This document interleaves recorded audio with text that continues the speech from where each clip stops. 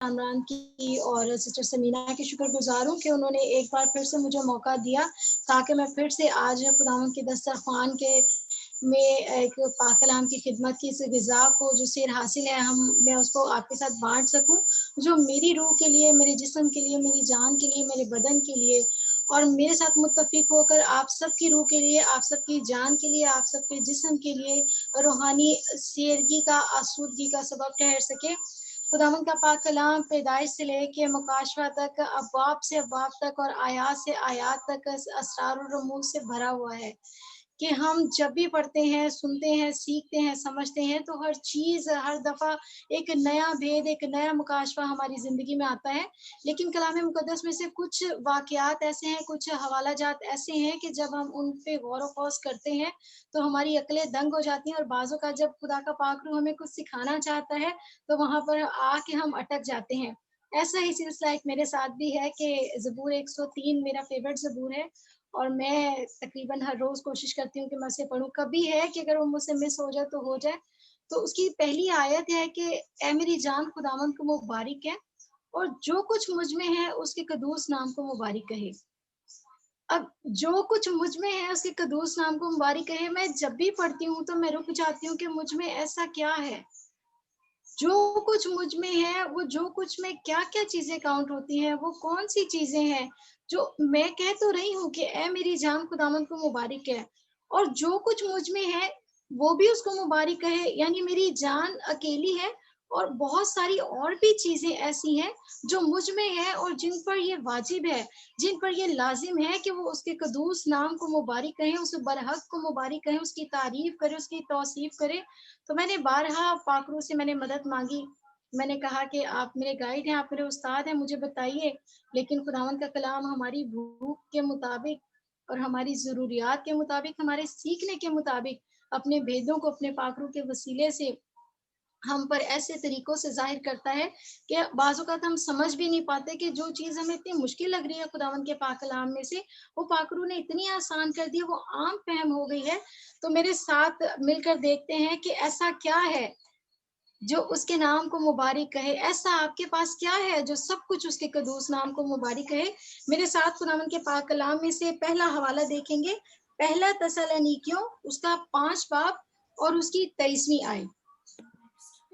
मैं हवाला दोहरा देती हूँ। नए अहदनामे में से पहला तसल्लुनीकियों उसका 5वां बाब और उसकी 23वीं आयत। खुदावंद के पाक कलाम में यूँ लिखा है, खुदा जो इत्मीनान का चश्मा है, आप ही तुमको बिल्कुल पाक करे और तुम्हारी रूह और जान और बदन हमारे खुदावंद यीशु मसीह के आने तक पूरे-पूरे और बेऐब महफूज रहें। तुम्हारा बचाने वाला सच्चा है, वो ऐसा ही करेगा, आमीन। मेरे साथ इस बात को समझने के लिए कि और क्या कुछ है हमारे पास जो उसके कदूस नाम को मुबारिक कहे, हम एक और हवाला देखेंगे, इब्रानियों की किताब और उसका 4था बाब और उसकी 12वीं आयत। खुदावंद के पाक कलाम में यूँ लिखा है, क्योंकि खुदा का कलाम जिंदा और मौसर और हर एक दो धारी तेज तलवार से ज्यादा तेज है और जान और रूह और बंद और गूदे को जुदा करके गुजर जाता है और दिल के ख्यालों और इरादों को जांचता है और उससे मखलूकात की कोई चीज छुपी नहीं, बल्कि जिससे हमको काम है उसकी नजरों में सब कुछ चीजें खुली और बेपर्दा हैं, आमीन। तो ये 2 हवाले ऐसे हैं जिन्होंने मुझे बताया कि मेरी जान के अलावा ऐसा और मुझ में क्या है जो उसके कदूस नाम को मुबारिक कहे। तो अजीजों, ये आम फहम बात हमारे पास आ गई है कि हमारे जिस्म में रूह, जान, जिस्म और बदन है। इस मज़मून पर हम पहले भी पास्टर हारून एंजल से सेर हासिल हम कलाम कर सके हैं, सुन चुके हैं। लेकिन मज़ीद रहनुमाई के लिए मैं जो खुदावंद ने मुझे जो तोड़ा दिया है, मैं उसमें मुख्तसरन आपके साथ बयान करूँगी कि बदन क्या है। बदन जिस्म या बदन हम कह सकते हैं, उसको हम देख सकते हैं, हम छू सकते हैं, हम महसूस कर सकते हैं। जान का ताल्लुक हमारे दिमाग यानी ज़हन, सोचों, ख़यालों और इरादों से होता है। दिल का ताल्लुक हमारे जज़्बात, एहसासात और ख्वाहिशात से होता है। सबसे पहले हम थोड़ा-सा रूह के बारे में सीखेंगे।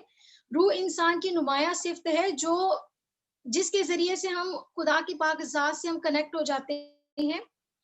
जो ख़ास रिफ़ाक़त रखती है, खुदावंद का पाक कलाम हमें ये बताता है कि इंसानी जिस्म में रूह की अहमियत क्या है और रूह का इख्तियार क्या है। मेरे साथ एक हवाला देखेंगे। मत्ती की अंजील उसका 14 बाब और उसकी 37 से 38वीं आयत में ये बयान किया गया है कि जब वो खुदावंद यीशु मसीह का मसलूबियत के वक़्त आ गया नज़दीक, तो वो बाग में थे, गतसमनी बाग में थे, तो उन्होंने अपने शागिर्दों से कहा, पतरस से कहा, शमौन तू सोता है? क्या तू एक घड़ी भी जाग ना सका? जागो और दुआ करो ताकि आज़माइश में ना पड़ो। रूह तो मुस्तैद है मगर जिस्म कमज़ोर है। इससे ज़ाहिर ये होता है कि हमारे जिस्म में रूह का जो पोर्शन खुदावंद ने हमें दिया है, वो हमारे जिस्म के मुकाबले में कहीं ज़्यादा ताकतवर है और कहीं ज़्यादा मुस्तैद एक्टिव है, जो क्या करती है, हमारे जिस्म की थकन के बावजूद, हमारे जिस्म की लापरवाही, सुस्ती के बावजूद भी क्या करती है, मुस्तैद रहती है और हर वक़्त खुदावंद की हज़ूरी के लिए, खुदावंद के पास आने के लिए तैयार रहती है। और हमारी रूह जब पाक रूह से मिल जाती है, तो वो उससे भी ज़्यादा बाइख्तियार हो जाती है। एक और हवाला मैं आपके साथ बाँटना चाहती हूँ। गलातियों 5 बाब और उसकी 16वीं आयत में लिखा है, मगर मैं ये कहता हूँ कि रूह के मुआफ़िक चलो तो जिस्म की ख़्वाहिश को हरगिज़ पूरा ना करोगे, आमीन। कि रूह हमारे जिस्म के अंदर इतनी स्ट्रॉन्ग है कि हमारे जिस्म की जितनी ख़्वाहिशात हैं, हमारे जिस्म का जितना कंट्रोल है, वो रूह के हाथ में है कि अगर हमारी रूह एक्टिव है, अगर हमारी रूह ज़िंदा है, क्योंकि बहुत सारे लोग ऐसे भी मौजूद हैं हम में जिनकी रूह मुर्दा है, जिनकी रूह सोई हुई है। लेकिन अगर जिनकी रूह जाग रही है, जिनकी रूह ज़िंदा है और वो पाक रूह के साथ, रूह कुदस के साथ कनेक्टेड है, तो वो हमारे पूरे जिस्म पर इख्तियार रखती है, हमारे पूरे जिस्म पर उसको गलबा हासिल है, वो हमारे पूरे जिस्म को कंट्रोल करती है और हमारे जिस्म को अपनी मर्ज़ी के मुताबिक चला लेती है, ताकि हम खुदा के जलाल में क्या करें, उसके साथ कनेक्ट हो सकें। ऐसे ही रोमियो की किताब में हमें एक और हवाला मिलता है, रोमियो 8 बाब और उसकी 13वीं आयत में ये लिखा हुआ है, क्योंकि अगर तुम जिस्म के मुताबिक ज़िंदगी गुज़ारोगे, तो ज़रूर मरोगे, और अगर रूह से बदन के कामों को नेस्त नाबूद करोगे, तो जीते रहोगे। हालेलुया! जैसे मैं पहले बता रही थी आपको कि रूह अगर बाइख्तियार है, रूह अगर ज़िंदा है, तो वो हमारे जिस्म के जितने भी फ़ानी काम हैं, जितनी हमारी फ़ानी ज़रूरियात हैं, हमारी फ़ानी सोचें हैं, हमारी फ़ानी फ़िक्रें हैं, उन सबको क्या करती है, रूह क्या कर लेती है, उनको ख़त्म कर देती है, उनको नेस्त नाबूद कर देती है। और अगर हम अपने जिस्म को अपनी रूह के साथ, पाक रूह के साथ कनेक्ट कर देते हैं, तो हमारी रूह इतनी स्ट्रॉन्ग हो जाती है कि फिर हम पर मौत का कोई इख्तियार नहीं रहता, बल्कि हम क्या करते हैं, हम हमेशा की ज़िंदगी के वारिस होने का हकदार हो जाते हैं और हम अपनी मौत से निकल कर हम क्या करते हैं, हम अपनी ज़िंदगी को जॉइन करने के अहल ठहर सकते हैं। एक और हवाला देखेंगे, पहला कुरिन्थियों 6 बाब और उसकी 11वीं आयत, खुदावंद के पाक कलाम में ये लिखा है, और बाज़ तुम में ऐसे ही थे, मगर तुम खुदावंद यीशु मसीह के नाम से और हमारे खुदा की रूह से धुल गए और पाक हुए और रास्तबाज भी ठहरे। कि खुदावंद का कलाम हमें ये बताता है कि जब हम जिस्म के एतबार से ज़िंदगी गुज़ारते हैं, हम हैं, हमारे जैसे और बहुत सारे अज़ीज़ हैं जो फ़िलहाल अपनी निजात से दूर हैं, जो फ़िलहाल ये समझते हैं कि खुदा की बादशाहत को आने में, उसके रैप्चर के लिए अभी बहुत टाइम बाकी है, जो ये नहीं समझते कि वक़्त बहुत कम है। तो वो क्या करते हैं, वो उनकी रूह और उनके जिस्म हमारी तरह ही हैं।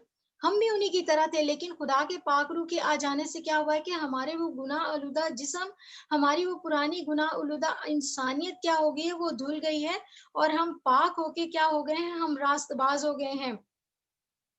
एक और हवाला हमें बताता है, रोमियो 8 बाब और उसकी 11वीं आयत में ये लिखा है, और अगर उसी का रूह तुम में बसा हुआ है, जिसने यस्सु को मुर्दों से जलाया, तो जिसने मसीह यस्सु को मुर्दों में से जलाया, वो तुम्हारी फानी बदनों को भी अपने उस वसीले के से जिंदा करेगा जो तुम में बसा हुआ है। आमीन। अगर आज इस प्लेटफॉर्म पे कोई भी ऐसा मौजूद है, मुझ समेत, जो कभी भी ये समझता हो कि मेरा जिस्म फानी है और मुझ पे मौत का इख्तियार है और मैं गुनाह करता हूँ, या मेरी ज़िंदगी गुनाह आलूदा है, या मैं गुनाहगार हूँ, या मैं किसी भी तरीके से ऐसे नाराज़ कामों में आता हूँ, या मैं ऐसी मेरी एक्टिविटीज़ हैं, मेरे ऐसे काम हैं जो मुझे खुदा की कुर्बत से दूर करते हैं, तो आज हमारे लिए बड़ी तसल्ली की बात है, हमारे लिए खुशी की बात है कि खुदावंद का पाक रूह क्या करता है, वही पाक रूह जिसने यीशु को मुर्दों में से जलाया था, वो आज हमें जलाने की कुदरत और ताकत रखता है। वो आज हमें ज़िंदा करने की ताकत रखता है, हमारे फ़ानी बदनों को नया बदन बना देता है। हमें पुरानी पैदाइश से हमें क्या करता है, हमें पुरानी ज़िंदगी से निकाल कर नए सिरे से पैदा होने के लिए नई पैदाइश का अमल हमारे लिए क्या कर देता है, आसान कर देता है। सो अजीजों, अगर ऐसी रूह मुझ में है, अगर ऐसी रूह आप में है, तो हम सब मिलकर उसके कद्दूस नाम को क्या करेंगे, मुबारक कहेंगे। जिस्म और बदन क्या है, दोनों एक ही चीजें हैं। इनमें कुछ अज़ा ऐसे हैं कि अगर हम वन टू वन करके अगर हम बात करेंगे, तो वो इतनी ज्यादा है कि हम उनको बयान करना शायद हमारे लिए मुश्किल हो जाए। मैं कुछ चीजें, कुछ अज़ा ऐसे हैं जो मैं आपके साथ बयान करना चाहूंगी। बदन में सर को खास अहमियत हासिल है, सर को खास मकाम दिया जाता है। सर इज्जत और ऑनर का हमारे यहाँ एक सिंबल समझा जाता है। हमारे यहाँ मोतबरी को या सरदारी को भी बाज़ औक़ात सर के साथ मंसूब किया जाता है। तो सर के लिए हमारे पास खुदावंद का जो पहला हुक्म आता है हमारे जिस्म में, वो ये है कि सुन ए इस्राएल, खुदावंद तेरा खुदा बहुत गयूर खुदा है। तुम अपने लिए कोई तराशी हुई मूरत ना बनाना जो ना आसमान पे हो, ना ज़मीन पे हो, ना ज़मीन के नीचे हो, ना पानियों में हो, क्योंकि इस सर को जो खुदा ने हमारे जिस्म में सबसे मोअत्तबर रखा है और जिसको खुदावंद यीशु मसीह के साथ भी तशबीह दी गई है, कि वो क्या है, उसका झुकना खुदावंद के हज़ूर ज़रूरी है। हमारे सर को भी इस बात का इकरार करना ज़रूरी है कि मेरा खुदावंद सिर्फ़ एक है, मेरा यहोवा पाक खुदा एक है, वही मेरा खुदा है, वही मेरा खालिक है, वही मेरा मालिक है, वो तमाम जहानों का पालने वाला है, वो राज़िक है और दुनिया की हर एक मखलूक़ात, हर एक चरिंद-परिंद, पौधे, पेड़, फल, पौधे, सारे सहरा, समंदर, घाटियाँ, सब कुछ इस बात का इकरार करते हैं कि सब कुछ उसी ने बनाया है। और जब हम इस बात को मान लेते हैं, इस बात का इकरार कर लेते हैं, तो ऑटोमेटिकली हमारे सर सजदों में झुक जाते हैं, ऑटोमेटिकली हमारे सर ज़मीन को छू लेते हैं। ज़मीन जो खुदा की चौकी है, उस चौकी के ऊपर हमारे सर का आना ज़रूरी है। हमारे सर को उस चौकी के साथ टच करना ज़रूरी है, उस चौकी को खटखटाना ज़रूरी है। कि जैसे कल हम स्पिरिचुअल रेलम में पास्टर कार्मेन पीटर जब इंटरसेशन कर रहे थे, तो वो कह रहे थे कि अपने सरों को खुदा की चौकी से खटखटाओ। इस ज़मीन को, खुदा की चौकी जो है उसको खटखटाओ, ताकि क्या हो कि हम पाकरू के साथ कनेक्ट होकर हम क्या करें, हम उस ख़ास वक़्त को जिसमें खुदा वहाँ पे मौजूद है, जहाँ पे पाकरू मौजूद है, जहाँ पर यीशु मौजूद है, हमारी वहाँ तक रसाई हो सके। तो अगर मेरा सर है मेरे पास सलामत है और मैं अपने सर के साथ में अपने आप को बहुत बारोब और मोअत्तबर समझती हूँ, तो मेरे लिए ये ज़रूरी है कि मैं अपने सर को जितनी दफ़ा अनकाउंटेबल, हर एक नेमत के लिए, हर एक बरकत के लिए, हर एक शुक्रगुज़ारी के लिए अपने जिस्म के साथ खुदावंद के हुज़ूर में अपने सर को झुकाऊँ और उसको सजदा करूँ, उसको बुज़ुर्गी करूँ, क्योंकि वही सजदे और बुज़ुर्गी के लायक खुदावंद है। क्योंकि सजदा करना सिर्फ़ खुदा की पाक ज़ात पर है और इंसान को ख़ल्क़ भी इसीलिए किया गया है कि वो खुदावंद की इबादत करे। हमारे जिस्म में दूसरा अहम हिस्सा आँखें हैं। आँखें ज़ाहिरी तौर पर देखने का काम करती हैं, लेकिन इस देखने के चक्कर में ही बाकी के सारे काम भी हो जाते हैं। हम एक एग्ज़ाम्पल लेते हैं बाग़े अदन से कि हवा ने क्या किया था, हवा ने सिर्फ़ उस फल को देखा था। वो देखने से वो फल क्या हुआ, वो खुशनुमा लगा, खूबसूरत लगा, अच्छा लगा, तो हवा ने उस फल को खाया, फिर अपने साथी यानी आदम को भी दिया। तो उससे क्या हुआ, उसका जिस्म भी आलूदा हो गया, सिर्फ़ देखने से, आँखों से और उसकी रूह भी उन दोनों की आलूदा हो गई। जिस्म के एतबार से उन्होंने महसूस किया कि हम नंगे हैं और रूह के एतबार से उन्होंने महसूस किया कि हम खुदा की हज़ूरी से दूर हैं, वो छुप गए। क्योंकि उनको पता था कि खुदावंद पाक है। उनको पता था कि हमारी जो सोचें हैं, हमारी जो ख़्याल हैं, हमारे इरादे जो हैं वो बदल गए हैं। हमने खुदा की हज़ूरी को मिस कर दिया, हमने खुदा की हज़ूरी को क्या कर दिया है, खो दिया है, तो वो छुप गए। तो आँखों ने क्या किया कि आँखों के देखने से ही ये जिस्म, जान और दिल क्या हो गए, आलूदगी का शिकार हो गए और खुदा की कुर्बत से क्या हो गए, दूर हो गए। ये परेशानी की बात नहीं है कि आँखें हमेशा गुनाह को ही दावत देती हैं, आँखें हमेशा ईमान को भी बढ़ाती हैं। ये हम पर आता है, ये हम पर लागू होता है कि हम अपनी आँखों को किस तरीके से इस्तेमाल करते हैं। एक और मिसाल मेरे साथ है ईमानदारों के बाप की, कि जब ईमानदारों के बाप का नाम आता है तो हर एक इंसान का ईमान एकदम से थोड़ा-सा पुख्ता हो जाता है। थोड़ा-सा इसलिए कह रही हूँ क्योंकि हम अपनी ज़िंदगी के रूटीन में बहुत सारे कामों में, बहुत सारे मामलात में बहुत दफ़ा हमारा ईमान शेक हो जाता है, बहुत दफ़ा हम हिम्मत हार जाते हैं, बहुत दफ़ा इब्लीस हमारे ईमान के लेवल को कम कर देता है। तो जब ईमानदारों के बाब का ज़िक्र आता है तो लेवल अपने आप क्या हो जाता है, इंक्रीज़ हो जाता है। तो खुदा ने जब इब्राहिम से कहा कि अपनी आँखें उठा और आसमान के सितारों को देख, तो वो नज़र जिन्होंने उन सितारों को देखा, वो आँखें जिन्होंने उन सितारों को देखा, वो उनके शुमार से बहुत ज़्यादा थे सितारे। वो समंदर की रेत जिन आँखों ने देखी, वो ज़र्रे काउंटेबल थे, अनकाउंटेबल थे। वो गिने नहीं जा सकते थे। वो मल्टीप्लाई भी नहीं किए जा सकते थे क्योंकि उनका कोई शुमार नहीं था। लेकिन उन आँखों के देखने के वसीले से वो क्या हुआ? इब्राहिम ने बरकत पाई। इब्राहिम ने कहा कि अब मैं बे-औलाद नहीं रहूँगा। अब खुदा ने मुझे जो औलाद देनी है, वो आसमान के सितारों की तरह है और ज़मीन के ज़र्रों की तरह है कि इस ज़मीन के ऊपर मेरा हिस्सा, मेरा बखरा अब बढ़ गया है। क्योंकि पहले वो खुदा से गिला करता था, खुदा से शिकवा करता था कि खुदावंद तूने मुझे औलाद नहीं दी और देख मेरा खानाज़ाद नौकर जो है वो मेरी सारी चीज़ों का मुख्तार है। लेकिन जब उसने इतने बच्चे अपने देखे, आसमान के सितारों की तरह, ज़मीन के ज़र्रों की तरह, तो उसका ईमान बढ़ गया। तो आँखें हमारे लिए हमेशा सिर्फ़ गुनाह का सबब ही नहीं रहती, हम इन आँखों के देखने से, इस बसारत से हम क्या करते हैं, हम अपने लिए आसमान के दरीचों को भी खोल लेते हैं। हम अपने लिए आसमान के सारे खज़ानों को भी देख लेते हैं, हम बरकतों को भी माँग लेते हैं। इन आँखों से हम क्या करते हैं, इन आँखों से हर रोज़ हम खुदा के पाक कलाम को भी देखते हैं। तो आँखों का इस्तेमाल इंसानी जिस्म में हमारी मर्ज़ी से है, हमारे इख्तियार से है। आँखों के साथ कान भी उतने ही अहमियत के हामिल हैं, क्योंकि नाक, कान और आँख हमारे जिस्म के ऐसे हिस्से हैं कि इनमें से कोई एक भी अगर मिस होता है, तो मेरा ख़्याल है कि परेशानी का सबब बन जाता है कि अब क्या करें? क्योंकि आँख, नाक और कान ऐसे हैं जो हमारी पूरी इंसानियत को, हमारी पूरी ज़िंदगी को, हमारी सारी रूटीन को क्या कर देते हैं, कंप्लीट करते हैं। तो आइए खुदावंद के पाक कलाम में से हम देखेंगे इंसाल की किताब में उसका पहला बाब और उसकी 8वीं आयत में क्या खूब लिखा हुआ है। कानों का सबसे बेहतरीन इस्तेमाल। ऐ मेरे बेटे अपने बाप की तरबियत पर कान लगा और अपनी माँ की तालीम को तर्क ना कर, क्योंकि वो तेरे सर के लिए ज़ीनत का सेहरा और तेरे गले के लिए तौक होंगी। हालेलुया! कि क्या है कान की अहमियत क्या है? कि जब हम सुनते ही नहीं हैं, तो हम उस पे अमल क्या करेंगे? तो खुदावंद के कलाम हमें ये कहता है कि सुनो और अपने कानों का सही इस्तेमाल करो। खुदावंद के पाक कलाम में ऐसी भी हमें मिसाल मिलती है कि ऐसे गुमराह लोगों के बारे में कि जिनके बारे में कहा गया है कि जिनके कान हैं पर वो सुनते नहीं। लेकिन हम खुदावंद का शुक्रिया अदा करते हैं कि खुदावंद हमें ऐसे कान बख्शे, हमें ऐसी समात की ताकत बख्शे, हमें ऐसी समात की कुव्वत बख्शे कि जो कुछ खुदावंद का पाक कलाम बोलता है, हम वो सुने और हम कान झुकाकर सुने, हम पूरे दिल के साथ सुने, हम पूरी जान के साथ सुने।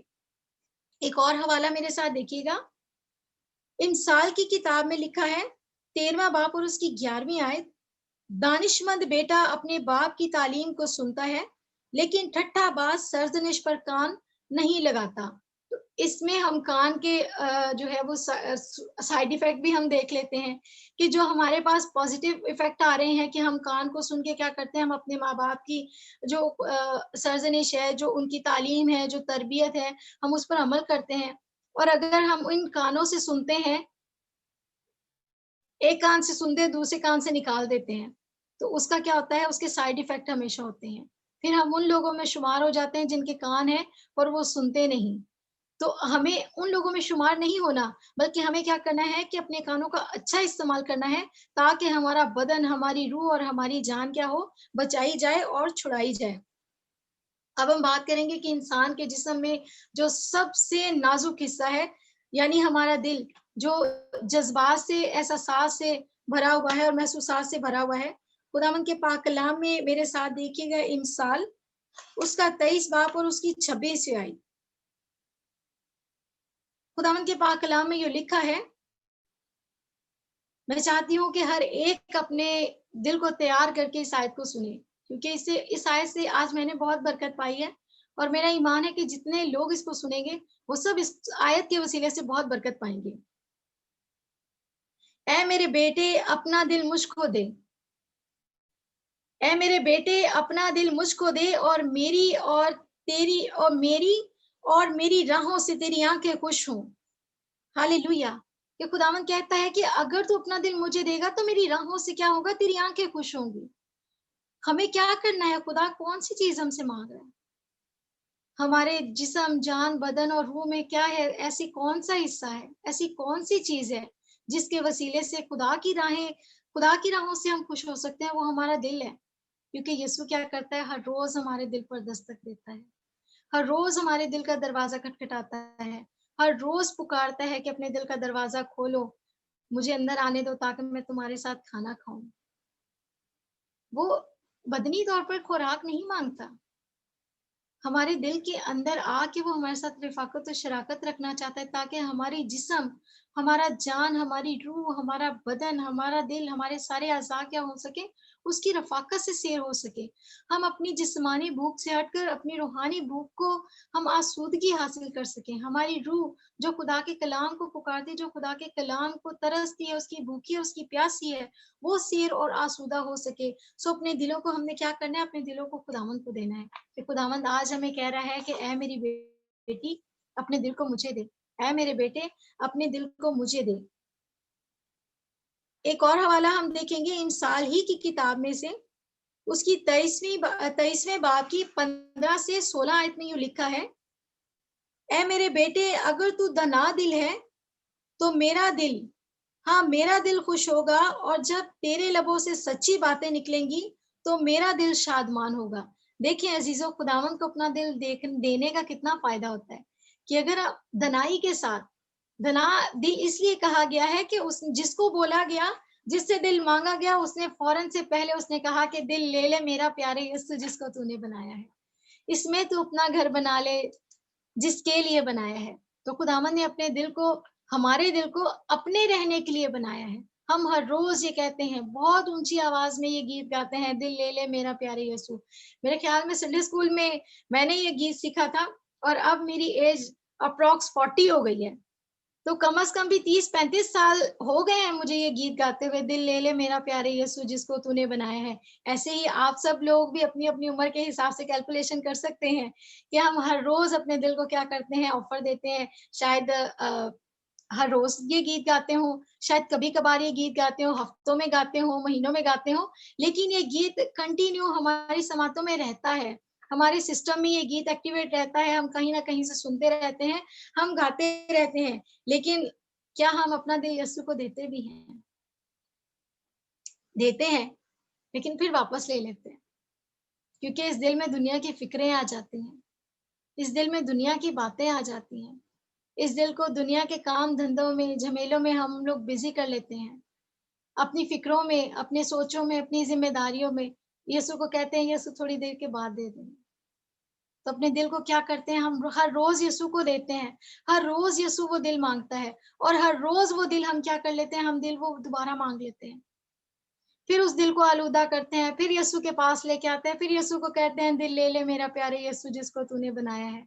इसमें तू अपना घर बना ले जिसके लिए बनाया है। वो फिर से हमारा दिल ले लेता है, वो फिर से उसे पाक करता है, वो फिर से उसमें रहता है, वो फिर से उसमें हमारे साथ खाना खाता है, वो फिर से उसके उसमें रह के हमारी रूह को, हमारे जिस्म को, हमारे रूह को हमारे सारे अज़ाओं को सैर और आसूदा करता है, हमारे जिस्मों को ताज़गी और तवानाई बख्शता है।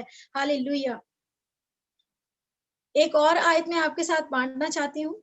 इंसाल की किताब उसके 3रे बाब में लिखा हुआ है, सारे दिल से खुदावंद पर तवक्कल कर और अपने फ़हम पर तकिया ना कर। एक और चीज़ हमारे पास आ गई है कि हम ईमान तो रखते हैं, लेकिन पूरे दिल से रखना है।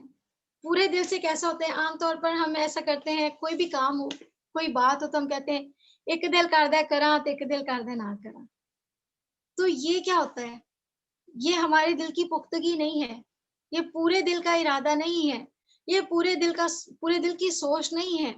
बहुत सारे लोग हैं, ऐसा एक्सपीरियंस उसको होता है जब दुआ हो रही होती है तो वो कहते हैं एक दिल कर रहा है कि बैठ ही जाऊँ, एक दिल कर रहा है कि काम कर लूँ, एक दिल करता है कि अभी मीटिंग को छोड़ दूँ। संडे वाले दिन खास तौर पर बहुत सारे लोग ऐसा करते होंगे कि खुदावंद उनको ऐसा ना करने का फ़ज़ल दे के वो कहते हैं कि अभी बिज़ी हैं, तो चलो एक इबादत कर लेते हैं और एक छोड़ देते हैं। ज्यादातर लोग जो ग्लोरी की मीटिंग अटेंड कर लेते हैं, फिर वो कहते हैं कि अब बाकी कामों का वक्त है, तो हम क्या करते हैं, हम IF GF की छोड़ देते हैं। या कुछ लोग अपनी रूटीन के मुताबिक ऐसा करते हैं कि वो ग्लोरी की छोड़ देते हैं और रात को IF GF की मीटिंग अटेंड कर लेते हैं। तो खुदावंद का कलाम हमें ये कहता है कि पूरे दिल से क्या करो, खुदावंद पर तवक्कल करो और अपनी फ़हम पर तकिया ना करो। बाज़ औक़ात ऐसा होता है कि जैसे अक्सर हम स्पिरिचुअल रैली में जब हमारे पास्टर इंटरसेशन कर रहे होते हैं, तो किसी की आईडी स्किप हो जाती है, तो वो कहते हैं कि वो चांस मिस हो गया। हम बाज़ औक़ात अपने कामों में उलझे होते हैं, हमें कोई काम आ गया या हमें कोई ज़रूरत महसूस हुई, हमने उसी वक़्त हमने क्या किया, हमने अपनी आईडी को ऑफ कर दिया, हमने मीटिंग लीव कर दी, हम उस टाइम चले गए। तो वो जो ब्लेसिंग का वो पोर्शन है, वो हमारी ज़िंदगी से खत्म हो गया। हम अपनी फ़हम में वो ठीक कर रहे होते हैं। हम कह रहे होते हैं कि हम थोड़ी देर के लिए माइक को क्या कर देते हैं, हम कैमरा को बंद कर देते हैं ताकि हम अपने सारे कामों को देख लें। मैं भी उन लोगों में शुमार हूँ, क्योंकि मैं भी ऐसा ही करती हूँ। क्योंकि कहीं न कहीं से हम जिस्मानी तौर पर कमज़ोर हैं, क्योंकि ये यीशु ने कहा है कि जिस्म कमज़ोर है। तो बाज़ औक़ात हम थक जाते हैं, हम कहते हैं चलो कैमरा ऑफ करके थोड़ी देर के लिए लेट जाते हैं। और मैंने ऐसा 3 दफ़ा ऐसी मैंने प्रेयर के दौरान 3 दफ़ा मैंने ये गलती की है। कि मैंने ऑफिस से आके मैंने इबादत अटेंड की, थोड़ी रूटीन थोड़ी-सी बिज़ी गुज़री सारे दिन की। तीनों टाइम पे मैंने किया, मैंने कहा कैमरा ऑफ किया और मैंने कहा थोड़ी देर के लिए लेटती हूँ और उसके बाद फिर मैं सो गई। 3 दफ़ा मेरी लाइफ़ में ये एक्सपीरियंस हुआ, फिर उसके बाद मैंने तौबा कर ली। मैंने कहा आज के बाद मैंने चाहे कुछ भी हो जाए, मैंने अगर मेरी मीटिंग ऑन है तो मेरा कैमरा भी ऑन हो तो बेहतर है, क्योंकि जैसे ही कैमरा ऑफ होता है, जैसे ही मेरी बॉडी रिलैक्स होती है, ख्वाह मेरी रूह उस टाइम पे मुस्तैद है, मैं उस मीटिंग में हूँ, मैं चाहे वो प्रोफेटिक सेशन चल रहा है, मैं उसमें मौजूद हूँ, चाहे वो वर्ड ऑफ गॉड चल रहा है, मैं उसमें मौजूद हूँ, चाहे वो वर्शिप हो रही है, उसमें मौजूद हूँ, लेकिन मेरी रूह कनेक्टेड है, लेकिन मेरा जिस्म क्या है, वो वीक है उस टाइम पे। और वो जिस्म जब वीक होता है, तो फिर क्या करता है, फिर शैतान कहता है, जी आया नु, वेलकम, कि आपने मेरे लिए रास्ता बहुत आसान कर दिया है। क्योंकि हमारा उस वक़्त हम पूरे दिल के साथ कनेक्ट नहीं हो पाते। फिर जब लेटते हैं तो बाज़ औक़ात हमारी सोचें, हमारी फ़िक्रें हमें दूसरी साइड पर ले जाती हैं। बाज़ औक़ात फिर हम अपने थके, टूटे हुए जिस्मों को आराम देना शुरू कर देते हैं। चलो सोए नहीं है तो थोड़ी देर सो लेते हैं। लेकिन खुदावंद का कलाम हमें ये कहता है कि सारे दिल से खुदावंद पर तवक्कल करो। हम बैठते क्यों हैं मीटिंग्स में? हर रोज़ हर एक मुझ समेत जितनी जाने यहाँ पे 56 आईडीज़ हो जाएँ, 60 हो जाएँ। जब पास्टर शहज़ाद आए थे तो 100 आईडीज़ भी हुई थी। हो सकता है उसके बाद भी 100 के बाद भी लोगों ने अटेम्प्ट किया हो, लेकिन आते किस मकसद से हैं? कुछ लेने के लिए, कि हम क्या करें कुछ ले लें, हमारे लिए कोई प्रोफ़ेसी हो जाए, हमें वर्ड ऑफ गॉड मिल जाए, हम कोई बात कलाम में से सीख लें, हमारी कोई दुआ खुदा के हुज़ूर पहुँच जाए, जो हमारी दुआएँ हम अपने लिए से नहीं कर पाते, वो खुदा के बंदे कर लें, वो प्रेयर वॉरियर कर लें, वो वर्शिप टीम के थ्रू हो जाएँ, हम वर्शिप को सीख लें, हम अपने वक़्त को क्या करते हैं, हम खुदावंद के पास लेके आ जाते हैं सीखने के लिए। हम अपने हिसाब से क्या कर रहे होते हैं, तवक्कल के साथ आ रहे होते हैं, कि हमारा ये जो बैठना है इस वक़्त क्या है, हमारे लिए फ्रूटफुल है। हम यहाँ पर बैठे हैं, मीटिंग अटेंड की है, हमारे लिए ब्लेसिंग्स आ गई हैं, हमारे लिए प्रोफेसीज़ रिलीज़ हो गई हैं, हमारे खानदान ब्लेस हो गए हैं, हमारे बच्चे ब्लेस हो गए हैं, हमारे लिए फाइनेंशियल ब्रेक थ्रू आ गए हैं। तवक्कुल के साथ आते हैं। लेकिन फिर उसके बाद क्या आता है? फिर अपनी फ़हम पर तकिया कर लेते हैं। वो तकिया कैसे कर लेते हैं? ਹੁਣ ਤੇ पास्टर जी ने कह ਦਿੱਤਾ है। ਹੁਣ पास्टर हारून एंजल ने प्रोफेसी कर दी थी, ਹੁਣ पास्टर पीटर कामरा ने प्रोफेसी कर दी थी। ਹੁਣ ਇਹ काम हो जाना है। अपना पोर्शन छोड़ देते हैं। हमारा हिस्सा वहीं पे मौकूफ हो जाता है, फिर वो मीटिंग लीव होना शुरू हो जाते हैं।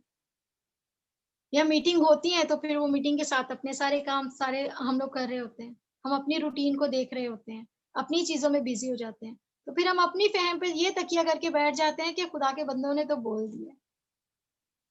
तवक्कल हमारा पूरा है, लेकिन तकिया हमने अपनी फ़हम पे किया हुआ है।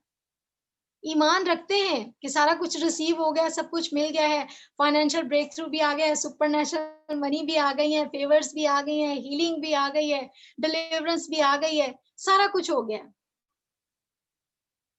लेकिन हासिल कुछ नहीं हुआ। क्योंकि तकिया हमने अपनी फहम पे कर लिया है। क्योंकि कोई भी इंसान है, उनमें शाज़िया ज़फ़र भी है, कि अगर मैं ये कहूँ कि कोई चीज़ मुझे मिल गई है और मैं फिर उसको सस्टेन ना कर पाऊँ, उसको मेंटेन ना कर पाऊँ, तो वो मेरे मिलने की कोई वैल्यू नहीं है। क्योंकि खुदावंद का कलाम बड़ी सख्ती से हमें ये कहता है कि अगर ज़ुबानें भी हों तो मौकूफ़ हो जाएँगी, नेमतें हों तो वो जाती रहेंगी। वो किस तौर से कहता है? वो इसी तौर से कहता है कि अपने पूरे दिल से मेरी तरफ आओ और अपनी फ़हम पर तकिया ना करो। तो दिल को खुदावंद के हुज़ूर लाना और पूरे दिल से लेके आना सबसे ज़्यादा ज़रूरी है। क्योंकि खुदावंद क्या कहता है? खुदावंद कहता है कि अपने पूरे दिल से, अपनी पूरी जान से, अपनी पूरी ताकत से क्या करो? मेरी इबादत करो और मेरी प्रस्तिश करो और मेरी ताज़ीम करो। अब एक और मेरे पास एक ख़ास अज़ा है, जिससे पूरी मिसाल भरी पड़ी है। जिससे पूरी मिसाल भरी पड़ी है और एक से एक उसमें मिसालें हैं, एक से एक उसमें तमसीलें हैं, कि अगर हम उस पे बात करना बैठे तो हो सकता है 3-4 दिन लग जाएँ, हो सकता है सेशन टू सेशन चलना पड़े। वो अज़ा सब अज़ाओं से ज़्यादा ख़ास है। बहुत सारे लोगों को समझ आ गई होगी। एक ही है, जो हड्डियों को भी तोड़ देती है। हमारे जिस्म में मौजूद ज़ुबान, हमारा मुँह, हमारी ज़ुबान, जो खुदा ने हमें बख्शी है, किस लिए? एक ही काम था बख्शने का, कि हम उससे क्या करें? हम खुदा की हम्द करें, उससे खुदा की इबादत करें, उसके गीत गाएँ, उसकी प्रस्तिश करें, उसकी हज़ूरी के लिए, उसकी मौजूदगी के लिए शुक्रगुज़ारी करें, उसकी नेमतों के लिए, उसकी बरकतों के लिए अपने मुँह को खोलें। उसको क्या करें? उसको धन्यवाद कहें, उसकी बुज़ुर्गी की, उसकी वडियाई का बयान करें। लेकिन हम क्या करते हैं? बहुत तल्ख़ हकीकत है, ज़ुबान का भी गलत इस्तेमाल करते हैं। जो कि हमें सारी चीज़ें पता हैं। सब कुछ सिखाया गया है, सब कुछ रटाया गया है, खुद भी पढ़ते हैं, हज़ार दफ़ा पढ़ते हैं, लेकिन उसके बावजूद भी ज़ुबान क्या है? दिल की तरह लाइलाज है और हम हर रोज़ इस ज़ुबान के शिकंजे में फँसते हैं।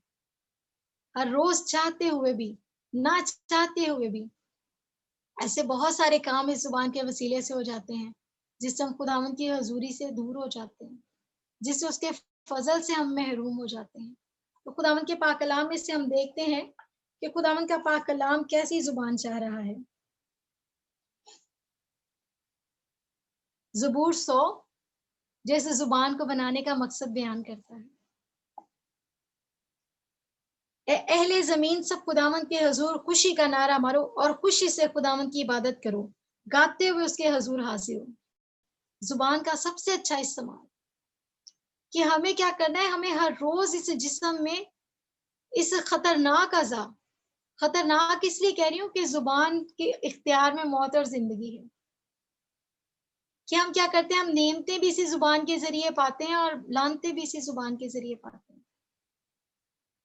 हम हर रोज़ कहते हैं कि words have powers, words have powers. Declare करना शुरू कर दें। हमारे पास्टर्स कहते हैं, प्रेयर वॉरियर कहते हैं, वर्शिपर टीम कहती है।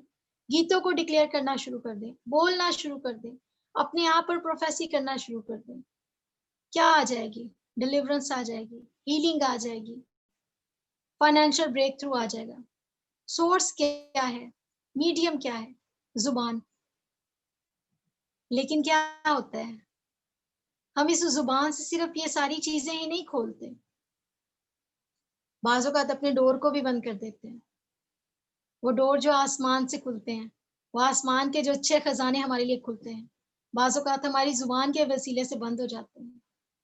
कैसे बंद हो जाते हैं? जब हम अपनी ज़िंदगी को लेके, उसकी नेमतों, उसकी बरकतों को लेके हम शुक्रगुज़ारी नहीं करते। हम कुड़कुड़ाना और बुड़बुड़ाना शुरू कर देते हैं। हम खुदा से गिला करना शुरू कर देते हैं, हम शिकवा करना शुरू कर देते हैं, हम अपनी परेशानियों पे बोलना शुरू कर देते हैं। फिर वो ज़ुबान हमारे लिए माज़रत चाहती हूँ, फिर वो ज़ुबान हमारे लिए बाइसे बरकत नहीं रहती। फिर वो ज़ुबान हमारे लिए क्या हो जाती है? हमारे लिए तकलीफ़ का, दुःख का सबब बन जाती है कि हमें क्या करना है? हमें अपनी ज़ुबान के इख्तियार को खुद अपने कंट्रोल में लेना है। अपनी रूह को स्ट्रॉन्ग करना है कि वो हमारे पूरे जिस्म के साथ हमारी ज़ुबान को भी पाक रूह के वसीले से क्या करे? अपने इख्तियार में रखे। इमसाल की किताब में से एक हवाला हम देखेंगे 18 बाब और उसकी 20 से 21 आयत। खुदावंद के पाक कलाम में ये लिखा है, आदमी का पेट इसके मुंह के फल से भरता है और वो अपने लबों की पैदावार से शेर होता है। मौत और जिंदगी जुबान के काबू में है और जो उसे दोस्त रखते हैं उसका फल खाते हैं। मैं पहले बता चुकी हूँ कि हर एक चीज जुबान के कंट्रोल में है। लिखा हुआ है कि आदमी का पेट उसके मुंह के फल से भरता है। अजीजों, बड़े भेद की बात है। काम तो मेहनत तो सारे करते हैं, जॉब्स पे भी जाते हैं, कुछ लोग ऑफिस वर्क करते हैं, कुछ लोग जिस्मानी तौर पर काम करते हैं, हार्ड वर्क करते हैं, मेहनत मजदूरी करते हैं, पत्थर कूटते हैं, दूसरे मजदूरी के काम करते हैं, कुछ लोग ज़हनी तौर पर काम करते हैं, लेकिन काम तो सारे करते हैं। अर्निंग के लिए करते हैं, पेट भरने के लिए करते हैं। लेकिन खुदावंद का कलाम हमें ये कहता है कि मेहनत के बावजूद भी उनका पेट किससे भरता है? उनके मुंह के फल से भरता है। कि जैसे मैं बाय प्रोफेशन मैं इंश्योरेंस एजेंट हूँ। मेरा काम है कि मैं हर रोज लोगों को कॉल्स करती हूँ, मैं हर रोज लोगों को अप्रोच करती हूँ और फिर मैं हर रोज रिपोर्ट भी देती हूँ अपने सीनियर्स को। फिर वो मुझसे पूछते हैं कि शाज़िया, कौन सा ऐसा बंदा है जो प्रोडक्टिविटी लेके आ सकता है? कौन सा बंदा है जिसको सेल कर सकते हैं? तो वो मेरे इख्तियार में होता है। सर, ये बंदा पॉजिटिव है, इसकी ये चीजें बेहतर है, इसकी ये चीजें बेहतर है, इसके पास फाइनेंस है, इसको हम इस आइडिया से सेल कर सकते हैं, इसको हम इतनी प्रोटेक्शन दे सकते हैं। लेकिन बाजू का ऐसा होता है कि वो सारी चीजें देखते हुए भी अगर मेरी जुबान से ये निकल जाता है, मेरा ये पर्सनल एक्सपीरियंस है, तो मेरे साथ बहुत दफा ऐसा हुआ कि वो मेरी जुबान से कहने की वजह से कि 50-50 चांस है, और जहां पे हम 50-50 चांस बोल लेते हैं ना, वो जो 50 पॉजिटिव है वो 50 नेगेटिव की भेंट चढ़ जाता है। फिर वो 50 पॉजिटिव का पोर्शन जो है वो माइनस की साइड पे जाता है, वो फिर नेगेटिव हो जाता है। जैसे प्लस माइनस माइनस हो जाता है ना, ऐसे ही हमारी जुबान जब पॉजिटिव बोल के बोलते बोलते नेगेटिव बोलना शुरू कर देती है, तो फिर वो सारे मामला क्या हो जाते हैं, वो दरहम बरहम हो जाते हैं। तो हमारी जो फाइनेंशियल सिचुएशन है, हमारे जो रोजगार हैं, उसमें हमारी जुबान की भी बड़ी अहमियत है। कि बाज़ औक़ात हम अपनी पूरे महीने की सैलरी जब हम रिसीव करते हैं और फिर हम उसकी शुक्रगुज़ारी नहीं करते। हम अपनी उस सैलरी को, हम अपनी उस हाथों की कमाई को हम बरकत नहीं देते। हम खुदा का शुक्रिया नहीं अदा करते कि खुदावंद तेरा शुक्रिया कि तूने हमें रोज़गार बख्शे हैं। तूने हमें काम करने के लिए सोर्सेज़ दिए हैं। तूने हमें काम करने की सलाहियतें दी हैं। तो फिर वो हमारी अर्निंग क्या करती है, वो हवा के पर लग जाते हैं उसमें। और फिर वो उड़ती जाती है। हमारे एक्सपेंस क्या हो जाते हैं, हमारी सैलरियों से ज़्यादा हो जाते हैं। हमारी सैलरीज़ में बरकत नहीं रहती। तो हमारा जो पेट है, वो हमारी ज़ुबान के फल से भरता है। तो आज के बाद हम जो भी जितने भी लोग पेशावर हैं, जितने भी लोग काम करते हैं, तो वो ज़रूर है कि अपनी सैलरीज़ पर, अपने बिज़नेस पर पॉज़िटिव वर्ड्स को बोलें। जैसे हर रोज़ हमारे पास्टर्स कहते हैं कि डिक्लेयर करें, आई एम प्रॉस्परस। ज़ुबान है ना, काम तो कर रहे हैं, लेकिन जब हम उस पे बरकत को बोल देते हैं, तो वो हमारे लिए 100 गुना बटा 100 गुना हो जाती है। फिर वो हमारे लिए कमी का सबब नहीं रहती। तो अजीज़ों, ज़रूरी है कि अपनी ज़ुबान के इख्तियार को हम पॉज़िटिव तौर पर हम क्या करें, इस्तेमाल करें। इमसाल की किताब में से एक और हवाला हम देखते हैं, 13वें बाब की 2 से 3 आयत में यूँ लिखा हुआ है, आदमी अपने कलाम के फल से अच्छा खाएगा, लेकिन दगाबाजों की जान के लिए सितम है। अपने मुंह की निगहबानी करने वाला अपनी जान की हिफाजत करता है, लेकिन जो अपने होंठ पसारता है वो हलाक होगा। अब जहाँ पे हम बात कर रहे हैं कि हम अपनी इनकम पर, अपनी सारी सैलरीज पर, अपने बिजनेस पर हम पॉजिटिविटी को बोलें, तो अगर जहाँ पर हम काम करते हैं वहां पर अगर हम झूठ बोलना शुरू कर देते हैं, हम गलत बयानी शुरू कर देते हैं, तो फिर क्या होता है, फिर वो सारी चीजें, वो सारी हमारे हाथों की मेहनत, वो सारी हमारी अर्निंग क्या हो जाती है, वहां पर हमारी उस जुबान की वजह से जो दगाबाजी के थ्रू इस्तेमाल हो रही है, जो गलत बयानी के थ्रू इस्तेमाल हो रही है, वो क्या हो जाती है, फिर वो अच्छा फल नहीं रहता, फिर वो बुरा हो जाता है, फिर वो दागदार हो जाता है, फिर वो हमारी पहुंच से भी दूर हो जाता है। खुदावंद के कलाम में लिखा है कि मुंह की निगहबानी करने वाला अपनी जान की हिफाजत करता है। सिर्फ अपनी जान की हिफाजत नहीं करता, अपने माल की भी हिफाजत करता है, अपनी सारी चीजों की भी हिफाजत करता है। तो खुदावंद के पाक कलाम में से लिखा हुआ है, साफ साफ लिखा हुआ है, जो अपने होंठ को पसारता है वो हलाक होगा। बिला सबब बे इरादा बोलना भी हमारे लिए क्या है? हलाकत का सबब है। हमारे लिए फाइनेंशियल अनस्टेबिलिटी का भी शिकार है, गैर मतवाजी कंडीशन का शिकार है, आउट ऑफ बैलेंस का शिकार है, कि जब हम पॉजिटिविटी को छोड़ के नेगेटिव चीजें बोलना शुरू कर देते हैं। किसी ने कोई रोजगार शुरू किया, कोई काम शुरू किया, कोई बिजनेस शुरू किया, किसी ने कोई जॉब शुरू की, तो बजाय इसके कि अगर हमने क्या किया, हमने उसके ऊपर नेगेटिव चीजें बोलना शुरू कर दी, तो वो बेचारे की जो सारी चीजें हैं वो तो पहले ही हमने उसके ऊपर नेगेटिविटी सारी डाल दी है, तो उसके लिए वो फ्रूटफुल नहीं होती। उसके लिए क्या हो जाती है, वो फिर बर्बादी रह जाती है, उसके लिए वो तबाही रह जाती है। तो हमें क्या करना है, हमें अपनी जुबानों को, अपने मुंह को हमें क्या करना है, बरकत देने के लिए इस्तेमाल करना है।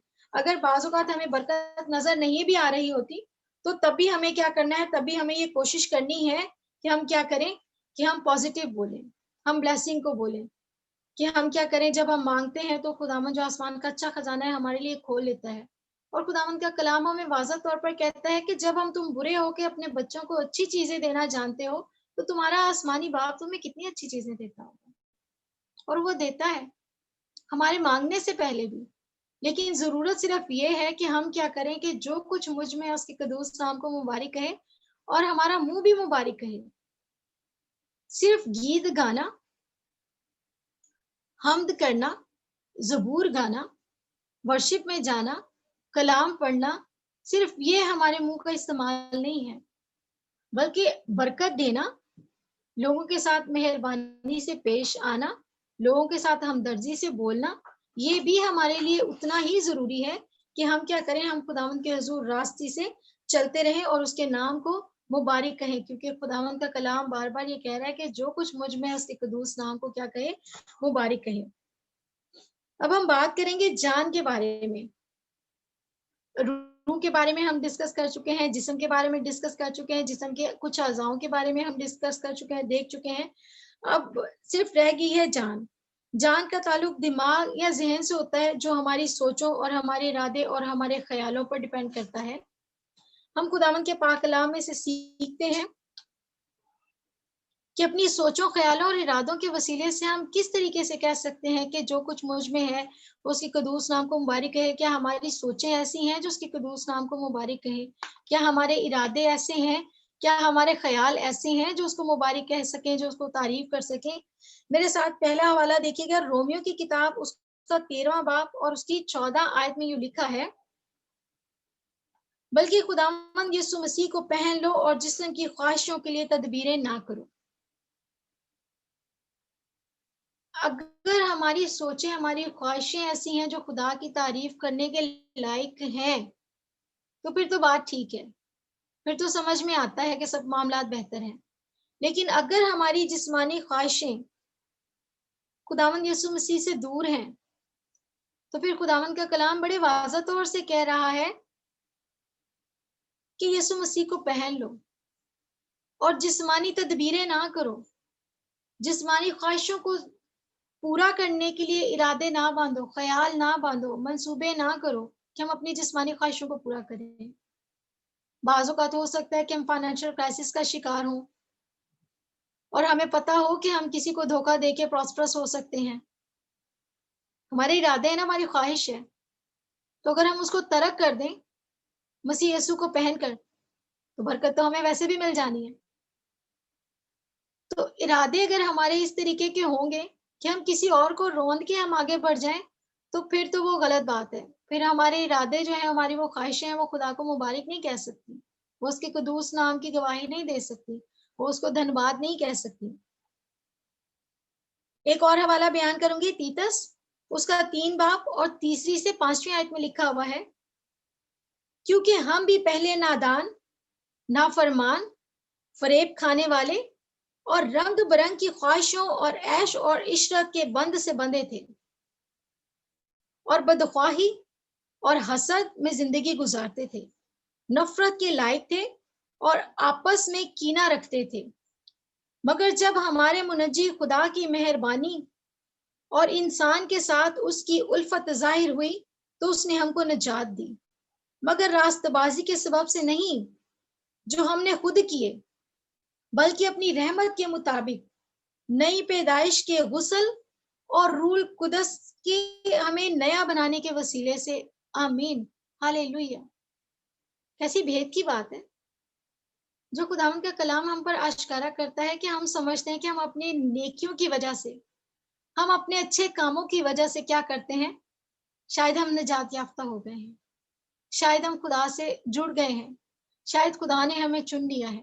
लेकिन ऐसा नहीं है कि उसने हमें पाक रूह के वसीले से, अपने खून के वसीले से हमें क्या किया, हमें धोया है, हमें पाक और साफ किया है, हमारे इरादों को, हमारे ख्यालों को, हमारी सोचों को बदला है, हमें पुरानी इंसानियत से निकाल के हमें नई इंसानियत में जगह दी है, हमें नई पैदाइश का एक्सपीरियंस दिया है ताकि हम क्या कर सकें, हम हलाकत की जिंदगी से निकलकर हम अब्दी निजात और अब्दी हयात के पास पहुंच सकें।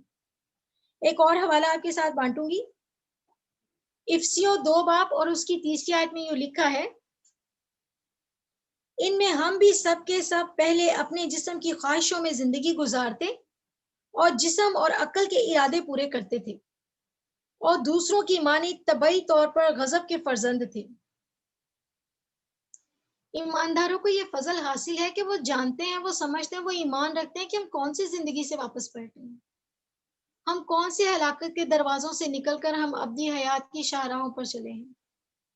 तो खुदावंद का कलाम हमें ये वाज़ा तौर पर बताता है कि हमारी जो पुरानी जिंदगी है, हमारे जो जिस्म की ख्वाहिशें, हमारे जो इरादे हैं, हमारे जो बुरे मंसूबे हैं, जो फानी है, जो इंसानी तौर पर, जो दुनियावी तौर पर हमारे जहनों में पलते हैं, हमारे दिमाग में पलते हैं, वो हमें क्या करते हैं, वो खुदा की हजूरी से दूर करते हैं।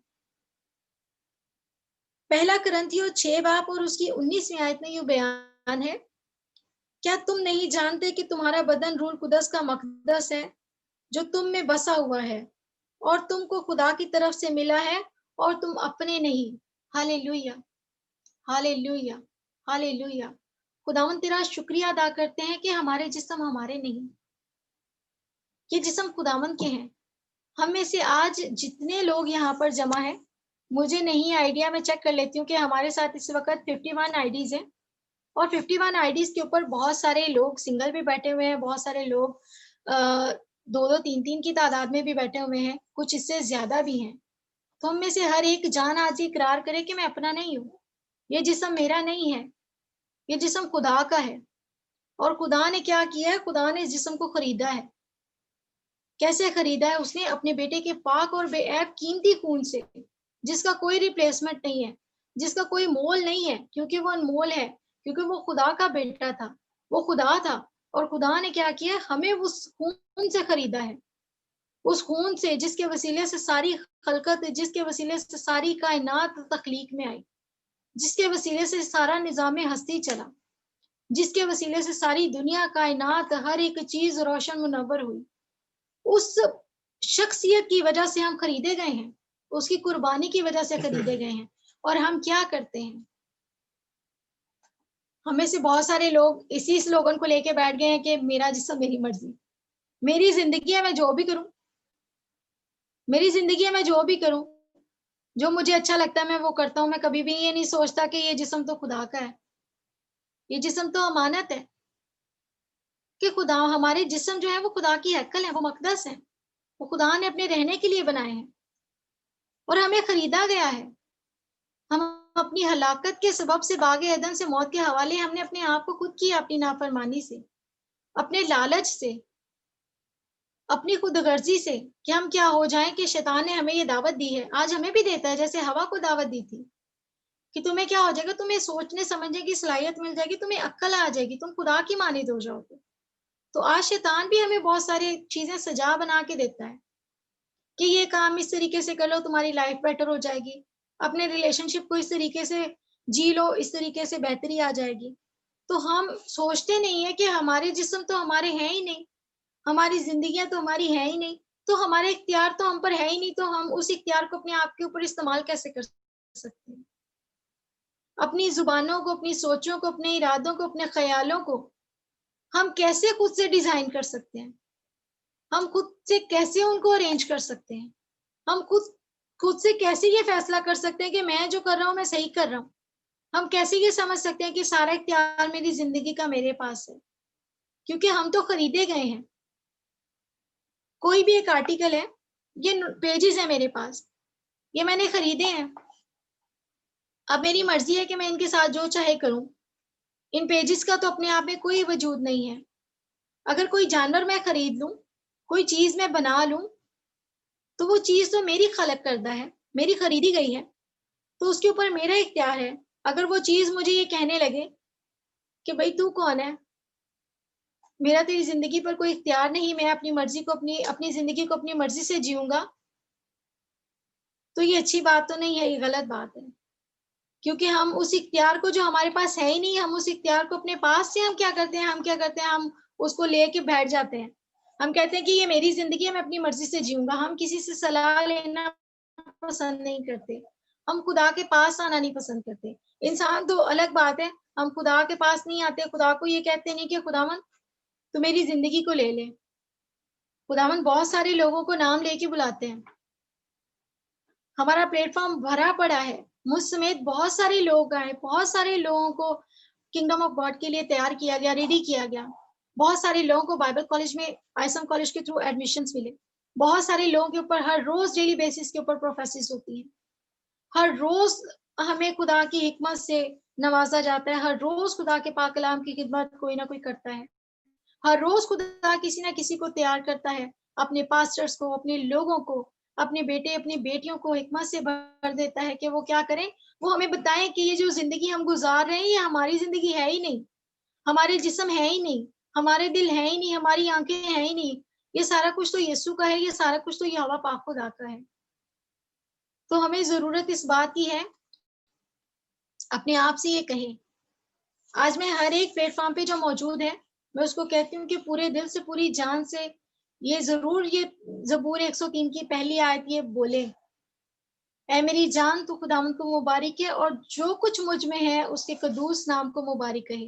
क्योंकि हम पर ये ऐसा ही करना वाजिब और दुरुस्त है, यही लायक तौर पर इबादत करने का फजल हमें मिला है और हम कर सकते हैं। लेकिन हमें क्या करना है, हमें वो पावर, वो इख्तियार हमें क्या करनी है, वो खुदावंद को देनी है। क्योंकि जब हम खुदावंद को वो पावर, वो इख्तियार देते हैं, तो वो हमारी जिंदगियों में मैनिफेस्ट होती है।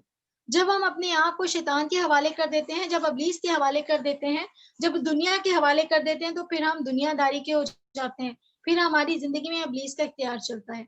हम अपने आप को जब खुदावंद की प्रोटेक्शन में दे देते हैं, तो फिर क्या होता है, हमारे पास जो है वो हजारों की तादाद में हमारे पास दुश्मन आ जाए, बुरी स्पिरिटें आ जाए, भूत आ जाए, चुड़ैलें आ जाए, कोई भी आ जाए, कोई डॉन आ जाए, कोई खतरनाक मुजरम आ जाए, लेकिन फिर क्या होता है, वो हमें छू नहीं सकते। हमारे पास एक डायरेक्शन से आते हैं तो सातों डायरेक्शन से वो वापस जाते हैं। लेकिन सिर्फ कहने की जरूरत ये है कि मेरा इख्तियार, जो कुछ मुझ में है, जो कुछ मेरी जान में है, जो कुछ मेरे जिस्म में है, जो कुछ मेरी रूह में है, जो कुछ मेरे बदन में है, वो सब खुदावंद को मुबारक कहे, वो सब उसकी तारीफ करे, वो सब उसको धन्यवाद कहे, वो सब उसके जलाल के लिए इस्तेमाल हो, वो सब उसकी खिदमत के लिए इस्तेमाल हो। तो तब हम लायक तौर पर उस इबादत को पहुंचते हैं, तब हमारे पैदा होने का मकसद पता चलता है। क्योंकि खुदावंद ने तो हमें बड़े प्यार से पैदा किया है, खुदावंद ने हम में से हर एक को बड़ी मोहब्बत दी है। अगर मोहब्बत ना दी होती तो अपने बेटे को क्यों भेजता, अपने बेटे को भेज के उसने हमें बचाया है ताकि हम हलाक ना हो, हम हमेशा की जिंदगी पाएं। खुदावंद इस पाक कलाम के वसीले से मुझे और आप सबको और बहुत सारे और लोगों को जो बाद में सुनते हैं बरकत दे, आमीन।